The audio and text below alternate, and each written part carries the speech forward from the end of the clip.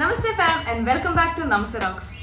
My DMs have been absolutely filled with questions from you guys asking about aerospace engineering, SRM JEE and what and how is life actually in SRM KTR campus.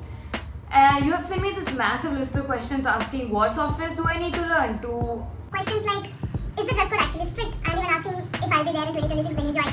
So, today I am answering all of it.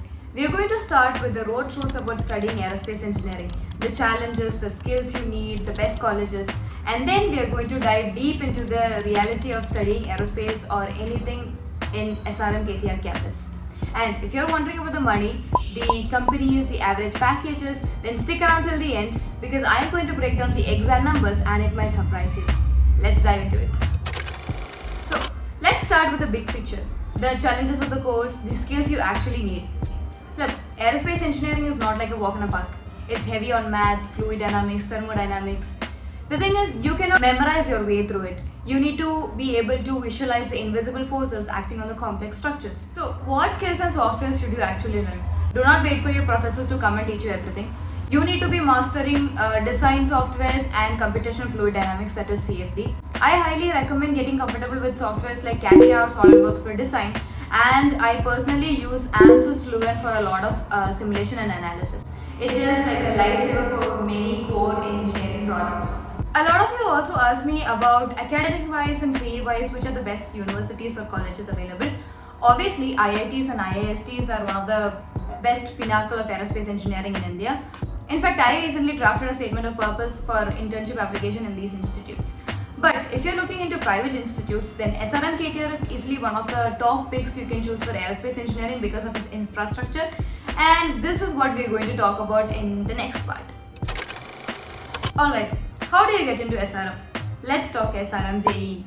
So registrations happen and open around October and November, and the exams are conducted in phases. Usually phase 1 is around April and phase 2 is around June.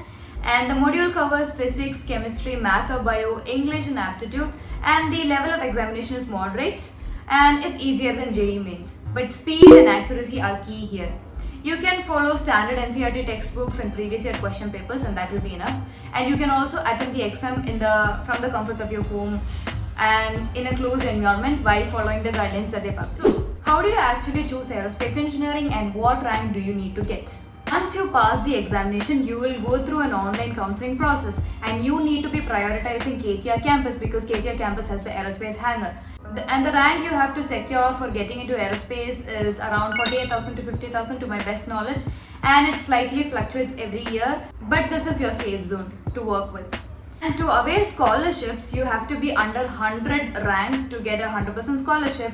Otherwise, there are other scholarships also to aim for. Another important scholarship that you can aim for if you do not get any scholarship while joining in is the merit-based scholarship, in which they'll be choosing 1 or 2 people from your class who are the toppers in your class to give certain percent of scholarship after first year of your studies.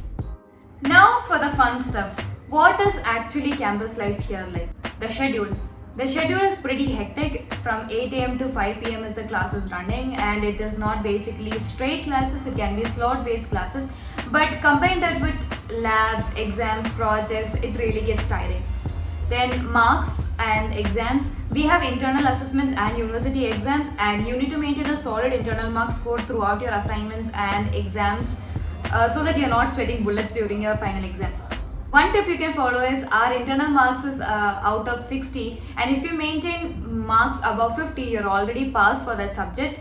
And if you maintain marks above 55, you can easily secure O, which is the highest grade here, and you can easily maintain a CGPA above 9. Now the dress code and gadgets. The dress code is actually pretty fine. You can wear collared shirts and pants and everything, but round neck t-shirts are not allowed for girls and boys, especially during exams. As for gadgets in class, officially mobile phones are restricted in classrooms, but it's fine. And you absolutely need a laptop. If you have an iPad, it's great for taking notes, but iPad is not something you can run ANSYS and CAD softwares on, so you need a solid laptop and not MacBook, please. Now the aerospace hangar. This is a massive pro. We actually have an hangar with aircrafts like Cessna, Kiran helicopter, and it's brilliant for practical learning. Having access to these places have helped me build UAVs from scratch and form a team called Aero Titans. and we've actually successfully flight tested our Nightclub 2.0 recently. And for events and languages, someone actually noticed that there is a lot of Tamil songs playing in events and reels about SRM campus. But SRM is a pan-Indian campus. As someone who speaks Malayalam and English and understands Tamil, I can assure you that there is going to be a mixture of Hindi, Tamil, Telugu and many more languages, songs that is going to be played in events like Milan and Arush. The sports life is also actually very huge. Basketball, athletics, swimming, etc. is very competitive in campus. And you know what? There'll be some kind of event happening somewhere around the campus almost all the time. And I'm strictly talking about annexure campus and not main campus because I usually do not come to know if there is an event happening in the other campus. It is when reels come out that I actually come to know this happened in campus. Now on the hostel timings, there are strict in times. Usually it's around 9 p.m. for boys, though girls require biometric check-ins bit earlier like 6:30, 7:30. And to address the other question, if I'll be there when you join in 2026, yes, I'll be doing in my final year in campus.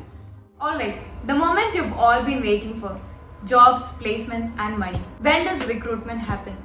So the major campus placement drives kicks off during your third year, that is your sixth semester, and massively happens throughout your fourth year, and you need to separately pay for your placement enrollment, which even I didn't know until this semester.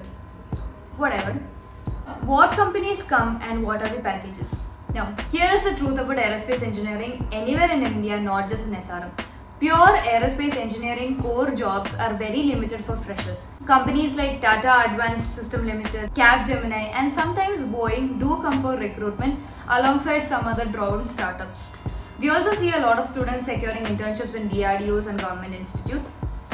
However, because the curriculum is highly analytical, we can also see a chunk of aerospace students getting placed in IT jobs like analytics, consulting in firms like TCS, Capgemini, Accenture, etc. Now coming to average packages, the overall average package for aerospace engineering is around 5 LPA to 7 LPA, while the university's highest overall package can go up to 50 LPA.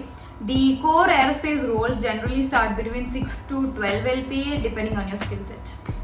12 is not possible actually, guys. There is no companies coming for 12 LPA.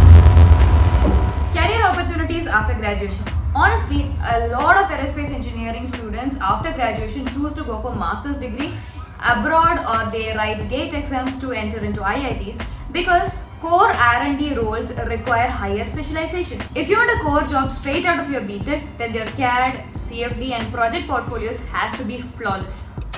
So, aerospace engineering is not easy. But if you like aircrafts, rockets and the physics of flight, then every simulation, every late night study session will be worth it. I hope I was able to answer all the questions or maximum number of questions from that massive list that you have sent. If you found this helpful, consider smashing that like button and also subscribe to Namsa Talks and share it to someone who might find this useful. And also tell me in the comments what you want me to cover next. I'll see you in another one. And for the people who are joining in 2026, see you on campus.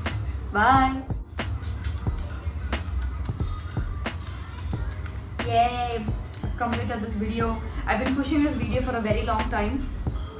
I started at 8:53 and it's now 9:53. So 1 hour to film this video.